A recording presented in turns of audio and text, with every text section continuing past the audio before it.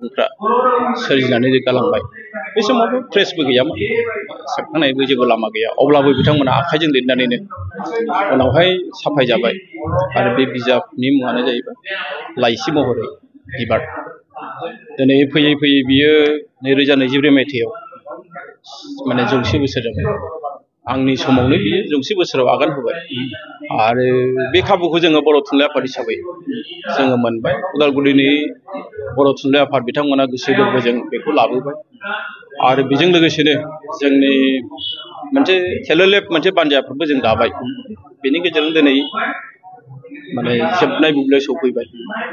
फुंबिलियाव जोङो बर' थुनलाइ आफादनि गोथार फिरफिलाखौ जोंनि बर' थुनलाइ आफादनि मानजाथाव आफादगिरि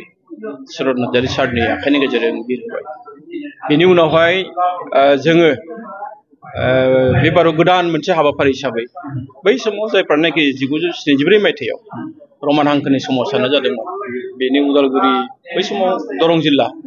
उदालगुरिनिफ्राय जायनाखि मुंख्लं जादों माने सम्बार मुसाहारि बेनि देरसिन फिसाला बुद्धिराम मुसाहारिखौ जों लाबोनानै बेवहाय बिबार बावहोबाय बेयो मोनसे जोबोद समायना जादों आरो नायथावना जादों गासैबो हाबाफारिया मोजाङैनो जादों बेनि उनावहाय जोङो सावरायमेल लादों सावरायमेलाव जों जाय जायखौ लुबैदों जाय जायखौ हास्थायदों गासैबो फैजोबदों जोंहा बिटिआरनि चिफ मानजाथाव प्रमद बर' सारा मोनसे एंगारनो हायै जाहोनाव सफैयाखिसै नाथाय बिथांनि जि मासि बेखौ जोङो आसामनि केबिनेट मन्त्रि उत्पल ब्रह्म सारनो होबाय बिथाङा गासा सावजेननायजों लोगोसेनो बे जोंनि सावरायमेलखौ बेखेवनानै होबाय आरो बेनि उनावहायनो जोंनि बर' कसारि काउन्सिलनि मानजाथाव गाहाय मावफुं सोद्रोमा मिहिनेश्वर बसुमतारी बिथांनि आखाइनि गेजेरजों जोङो माखासे बिजाब बेखेवबाय बेवहाय दङ जोंहा बानजाय आफादा दिहुननाय जि मोनसे बिसम्बि जोंनि मा होनना बुंदों जोंनि बिबार लाइसि बिबारनि आगान जों बेखौ दिहुनदों बेयो 550 पेजनि बारा जोबोद मोजां जादों होननानै आं बुंगोन आरो बेनि अनगायैबो माखासे बिजाब बावहाय बेखेवदों आरो बे हाबाफारियावनो जोंनि आसाम आयेन आफादनि मानजाथाव जोंहा बुंथिगिरि स्पिकार बिथाङाबो फैदों जोबोद बेसेन गोसा बिबुंथि लाखिलांबाय जोंनि बर'फोरनि सासे जारिमिनारि सासे हिस्ट'रियान सासे लिंगुइस्टिक जोंहा डक्टर प्रेमानन्द मुसाहारि बिथाङाबो सौफैदों जोंनि आसाम आयेन आफादनि सासे सोद्रोमा लरेन्स बिथां इस्लारि बिथाङाबो बेवहाय सफैदों दुलाराय बर' फरायसा आफादनि गाहाय नेहाथारि बिथाङा बेवहाय सफैदों जोंनि आसामनि सा सानजा खोला सोनाब गासैनिबो जोंनि जिल्लानिफ्राय बेवहाय बाहागो लाफैदों जोंनि अनजालु फरायसाफ्रा बेवहाय बाहागो लादों जेरै नोंथांमोना बेवहाय बाहागो लादों जोंनि हारिमु मोसाखावरिफ्रा बेवहाय बाहागो लादों गासैबो माने हाबाफारिया समायना जादों आरो बेजों लोगोसे देरसिन बाथ्रा जाहैबाय जोंनि बर'फोरनि गेजेराव जेसेबांनाखि जोंहा साहित्य एकाडेमि बान्था मोनग्रा बिथांमोनखौ जों बेवहाय लाबोदों बिथांमोना फ्रायानो फैदों फैनानै जोङो बिथांमोनजों ज' मोनसे साहा लोंलायनो हादों ज' जिरायलायनायनि खाबुखौ मोनदों आं सानदों बेखायनो बेफोर गासैबो हाबाफारिया जोबोद समायना जादों जोबोद मोजां जादों जाफुंसार जादों जों हानायमानि जायगाखौ जोङो फोसाबनोबो नाजादों समायना खालामनोबो नाजादों आरो बेबायदिनो जोङो दा जिखौ नुदों बेबायदि मोनसे सावगारिखौ जों मोननो हादों आरो जोङो जायगा होनायनि थाखाय जों साबायखर बावनांगोन बे उदालगुरि माने फरायसालिमानि गोरायुं बिथांखौ जों साबायखर बावनांगोन बिथाङा जों जेखौ लुबैदों गासैखौबो बिथाङा जोंनो होदों बेनिखायनो जाफुंसारदों आरो बे बिसम्बि दिहुननायनि बेलायाव जों साबायखर बावथारनांगोन जोंहा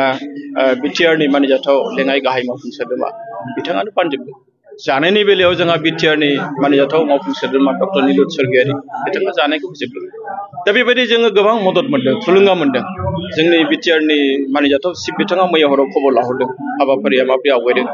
आं बिथांनो गासैखौबो खोन्थादों दा बेबायदि जोङो थुलुंगा मोनदों रायजो राजानि थुलुंगा मोनदों नोंथांमोननि थुलुंगा मोनदों बिथांमोना फैनानै दिनै जोंखौ जेरैबायदि थुलुंगा होबाय बेनिफ्राय साबसिन आरो जोंनो मा नांबावगौ रायजो राजानि मदद फरायसाफोरनि आरो लोगोसे जोंनि थुनलाइगिरिफोरनि जि मोनसे ज' जानानै परिबेसखौ जों मोनबाय बेनिफ्राय साबसिन आरो मा परिबेस जोंनो नांगौ जोबोद जोबोद साबायखर दा बिबार लाइसिजों लोब्बा लाखिनानै बर' थुनलाइ आफादा फैगौ समाव आरो माबाफोर हाबाफारि बा माबा दिहुननाय बिजाब दिहुननाय माबा बे हाबाफारि बेबायदि आजावनायनि माबा थांखि दं जोंहा आं बुंबाय थाबोदों जे जोंहा मोनसे आबुं डिक्सनारि गैया सोदोब बिहुं जोंहा गैया बेखौ जोङो आखाइ होसिगोन जों मोनसे कमिटिबो दाबाय मोनसे एडिटरियेल बर्डबो जों दाबाय बेबो जागोन जारिमिननि बेलायावबो जोङो आवगायगोन जारिमिनखौ लानानै जोंहा गोबां माने बेले बेजे जाबाय थायो जों बिनि सायावबो जोङो मोनसे कमिटि दानो थांगासिनो दङ आरो बेजों लोगोसे जोङो नेपालाव थानाय बर' फिसाफोर दङ पश्चिम बंगआव थानाय बर' फिसाफोर दङ मेघालयनि बर' फिसाफोर दङ बेखौ जोङो आसामनि जायनाखि मेन माने जों दालाय गाहाय हिसाबै जोंनो बेंनांगोन बिथांमोनखौ लानानै जोङो फैगौ अक्ट'बर बा नभेम्बराव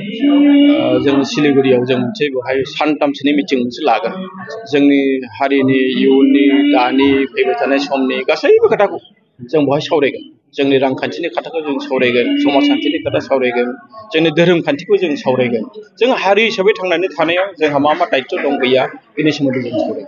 आदसा दा बेखौ लानानै जों मा सानगासिनो जोंहा बानांखान्थियाव मोनसे एक्सपार्ट कमिटि दंखायो आरो बिथांमोनखौ बर' थुनलाइ आफादनि जेब्ला आङो गाहाय नेहाथारि जाबाय आं बिथांमोनखौ खावलायबाय थादों हानायमानि नोंथांमोना थाबै खामानिखौ माव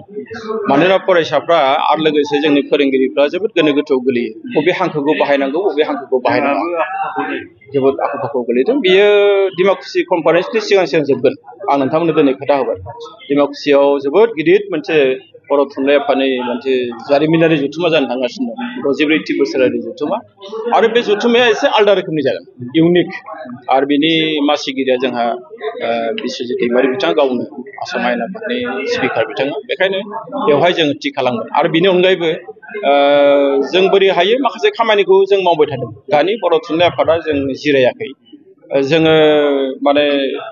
फरायसालिनि बेलायावबो जों सिन्था खालामदों बर' बिजोंखौ लाखिनांगौबा जों मा खामानि मावनांगोन मावनाङा बिटिआर गभर्नमेन्टजों जोंहा बिराद खाथि सोमोन्दो दङ आसाम गभर्नमेन्टजोंबो जोङो खाथि सोमोन्दो लाखिबाय थादों जिखुनु जों मोनसे खोथाखौ मिथिगौ जे जेब्लानाखि बर' बिजोङा गैया जागोन बर'फोरनि गेजेराव बर'नि माहारि बादाबो गैया जागोन बेखायनो बर'खौ बिजोंखौ जों लाखिनांगोन आरो मोनसे खोथाखौ आं बुजिया जे इंराजियाबोथ' मोनसे रावसो इंराजिखौ सोलोंनो थांनाया गावनि बिमानि रावखौ नागारनांगौनि मा गोनांथि दं बेथ' मोनसे रावसो दा बेखायनो जों बे बिथिङाव गोसो होगोन जों बुंदों जे इंराजिखौ गारथारनांगौ बे खोथाखौ जों बुङा नोंनि बिमानि रावाबो थानांगोन इंराजिखौबो नोङो सोलों जुदि बयबो सानबायबा जे इंराजि नङाबा जेबो जाला दे होमबालाय जोङो इंराजिखौबो सोलोंनि बिमानि रावखौ मानो नागारनो बिमानि रावखौ नागारनो हाया जोंनि गथ' गथायनि खुगानिफ्राय आइनि रावखौ जों मानो नागारहोनो बे खोथाया स्पष्ट बेखायनो बर' थुनलाइ आफादा जों जा हायो खामानि मावगोन जों जिरायनानै थाया